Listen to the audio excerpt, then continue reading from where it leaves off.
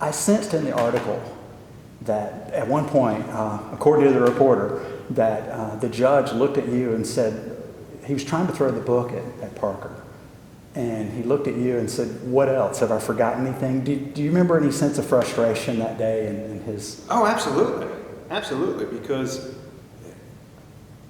this is a significant crime. I mean, this is a crime that affects everybody who votes in that election. And yet, under the law, if in his situation, it's the lowest level felony in North Carolina.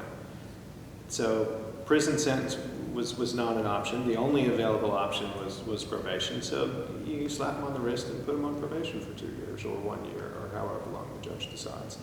And yeah, that was the judge's frustration because he was extremely upset with this crime, and it is a crime, and was not able to effectively do what he felt needed to be done. He wasn't able to treat it as severe as the crime itself actually is. And it seems like a lot of people in these discussions about voter ID and everything else don't really view this as a crime, and I think that's just wrong. I agree. That's why I'm here. That's what we're pressing for. Okay, my last question to you was, what tools could the legislature give you, besides voter ID, of course? What tools could they give you? I know you're not a lawmaker, but what would you, if you could give me a wish list of what you wish the legislature could do to make this easier to prosecute vote fraud? Voter ID. I mean, you said accept voter ID, but voter ID is the key. Okay. With voter ID, I can prove that this person is the one who voted in this location and that location. Without voter ID, it's virtually impossible to prove. So give us the ability to verify who's actually casting the ballots. Why would you not want to verify that? Okay. Let me approach this a different way also. As far as it being a Class I felony, does that frustrate you? Or how could that be adjusted? Well, it does and it doesn't. I mean, you get personally offended and you get offended professionally when people commit these crimes because it does affect, it affects everything. It ripples through society. If there's enough fraudulent voters to change the outcome of an election, then suddenly you have a government by somebody who's not the elected representative. So that's extremely disconcerting and extremely offensive to me. But as far as the felony, I'm okay with keeping it an eye. I'm almost willing, I guess, to say I'll keep it an eye if I can get voter ID. Because if the intent or if the class of crime, figure out how to phrase this. If the real intent of the prosecution is to punish them for doing it, but also to dissuade others from doing it, then to that extent, it really doesn't matter what the felony is. But if people realize that, hey, if you do this, you're going to get a felony conviction, I think, and it's real and it's realistic, and they see it happening to other people, then I think that it would serve the ends as a Class H. Now, strike all that. As a Class what? As a Class I, yes. Forget everything. No, forget all that. Yeah. As far as the class of felony goes, I'd like to see it be a Class H felony instead of an I. The reason being, I'll take an I if I can get voter ID, to be quite honest with you. But I think properly it should be a Class H felony.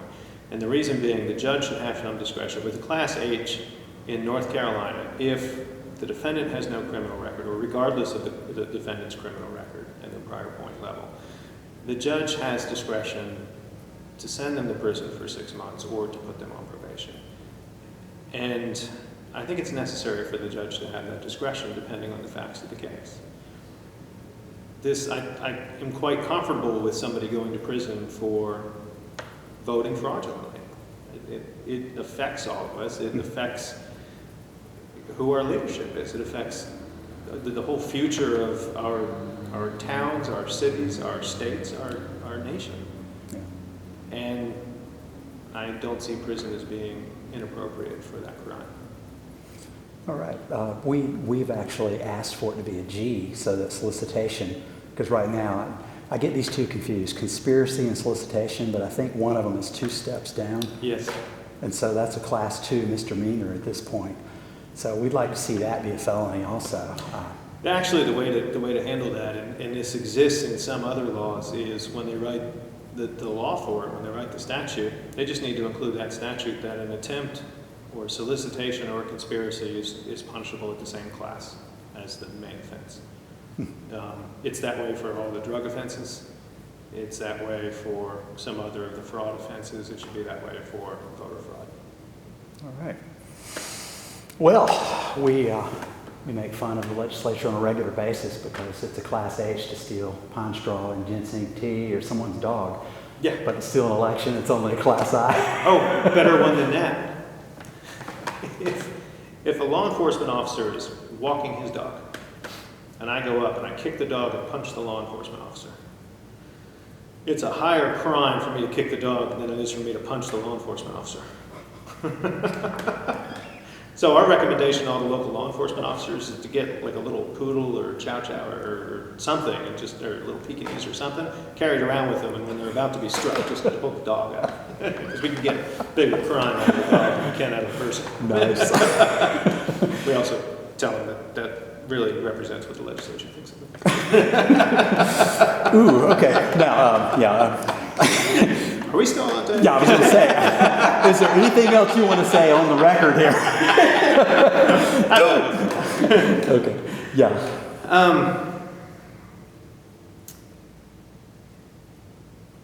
We need to come up with a way to have voter ID that addresses the concerns of the anti-voter ID people as far as it not being a barrier to vote, while giving us the protections of the right to vote.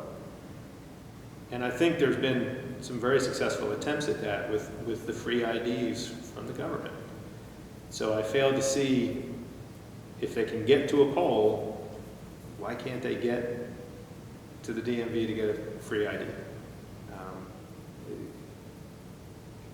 Given the nature and the importance of the crime that we're talking about, why wouldn't we want all the tools to be able to prosecute it? And why wouldn't we want to be able to verify that people are exercising their right legally to vote? Amen. Give me voter ID, damn it. That's it. That's it. Well, thanks. Yeah, that's it.